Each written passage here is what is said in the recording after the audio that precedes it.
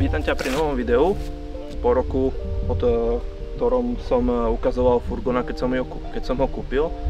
Teraz ukážem, čo sa na ňom porobilo za ten rok.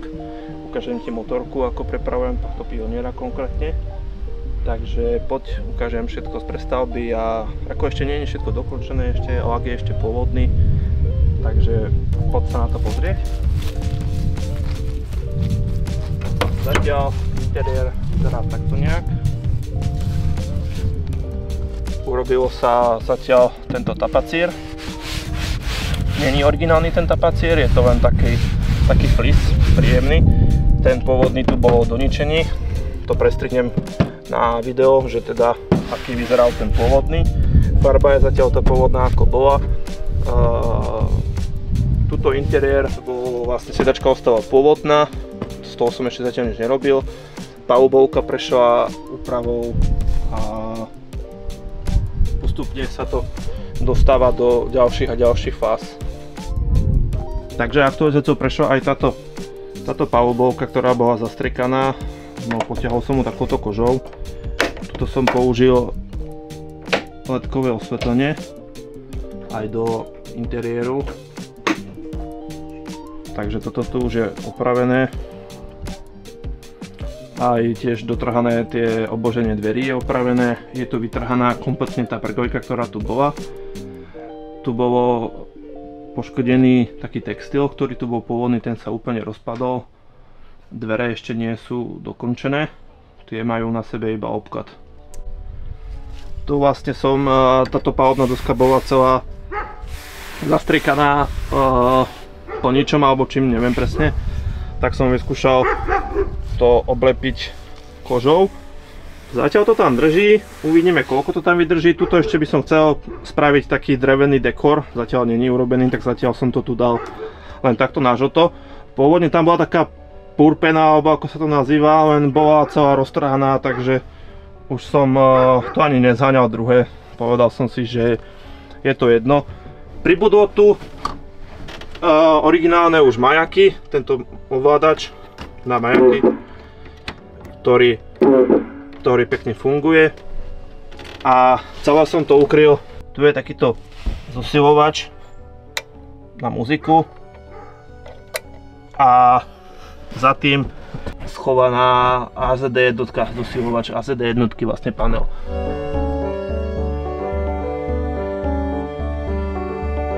Spravil som aj tieto stierače, ktoré boli pôvodne žlté. Pridal sa avia znak, ktorý tu chýbal. Ďalej zatiaľ nebolo robené nič.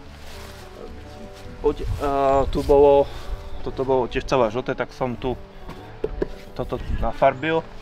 Kolesa sú tiež nafarbené šedou. Tak, tu je interiér, ktorý prešiel renováciou.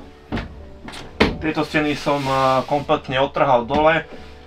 Ošetrilo sa to, natrel som to farbou na ochranu teda toho železa a urobilo sa z pregojky nový obklad, ktorý sa tak v strede narezal, aby sa to pekne zalomilo. Takže je to tu vlastne na novo urobené. Aj s týmto plafónom je to tu vlastne tiež takto pekne zohnuté, aby to robilo taký pekný interiér. Vybavenie interiéru je zatiaľ dočasné. Bude sa ešte interiér robiť budúci rok. Zatiaľ to je len tak dočasné. Táto posteľ sa prezýva, teda, ja som teda počul, že sa tak volá, že je to švédska lavica. Takže ona sa dá pekne rozložiť a už som to teda vyskúšal aj na spanie. Takže dá sa to vyspať. Asi len cez leto. Není tu žiadne kúrenie ani nič podobné. Tu som dorobil reproduktory, aj dopredu sú urobené reproduktory, aby to teda bol aj nejaký ten zvuk na tých jazdách. Otvoríme si túto zadnú časť.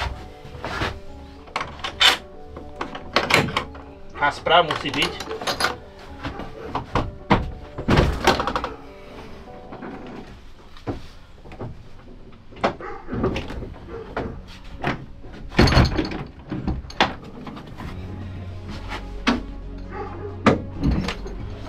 Tak, a ukážeme si, ako sa sem dáva Pionier. No a teraz si ukážeme tento zdvihák. Tu sú kolečka, po ktorých sa to šúcha. Tu sa dá motorka, predné koleso tu sa opiera kríž na pionieri a toto celé sa vyhúpne dovnútra. Takže toto celé si tam ideme takto nachystať. Je to trošku, má to svoju váhu, ale nič hrozné. Takto, dám si to takto na kraj. Toto si takto položím, aby mi to neušlo.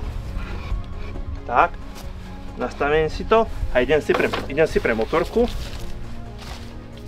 Zoberiem si svojho pioniera. Tak. Idem s ním.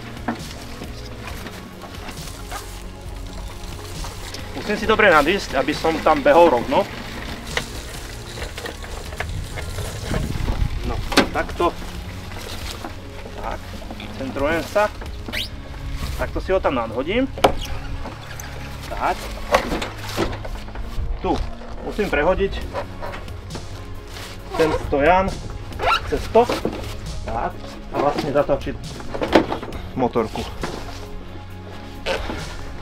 Tu je poistné drevko, ktoré sa tam dáva za koleso, aby motorka neušla. A poisťujem to takouto gumou ešte pre istotu, aby mi to fakt neušlo a mal som istotu, že to tam vydrží, keď s tým prídem tam, kde chcem. No a teraz musím iba zabrať a motorku tam vyložiť. Tak, musím to viacej dvihnúť, aby to išlo po tých kolečkách.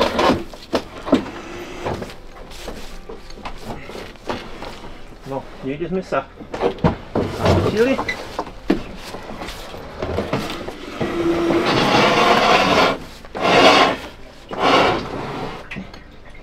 Takto, a takto nejako to vyzerá, keď je tam tá motorka zaparkovaná. Zatvoríme